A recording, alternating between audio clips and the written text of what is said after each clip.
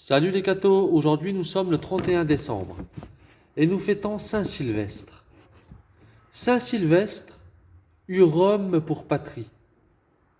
Quand il fut en âge de disposer de sa fortune, il se plaisait à donner l'hospitalité aux chrétiens étrangers qui passaient à Rome. Il les menait à sa demeure, lavait leurs pieds, leur servait à manger, enfin leur donnait, au nom de Jésus-Christ, tous les soins de la plus sincère charité. Il vint un jour, à Rome, un illustre confesseur de la foi, nommé Timothée d'Antioche. Personne n'osait le recevoir. Sylvestre s'en fit un honneur, et, pendant 1 an, Timothée, prêchant Jésus-Christ avec un zèle incroyable, recevait chez lui la plus généreuse hospitalité. Cet homme héroïque, ayant conquis la palme du martyr, Sylvestre déroba ses précieux restes et les ensevelit à la faveur de la nuit. Mais lui-même fut bientôt traduit devant le tribunal du préfet, comme recélant les trésors du martyr. « Timothée, répondit-il, ne m'a laissé que l'héritage de sa foi et de son courage. » Le préfet le menaça de la mort et le fit jeter en prison.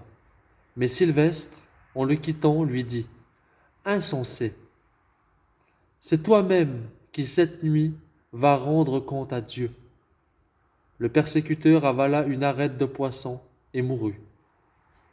En effet, dans la nuit, la crainte des châtiments célestes adoucit les bourreaux et l'héroïque jeune homme fut rendu à la liberté.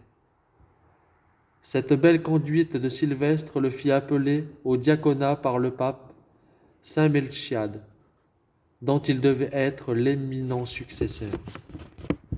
Son long pontificat de 21 ans, célèbre à divers titres, l'est surtout par le concile de Nicée, le baptême de Constantin et le triomphe de l'Église.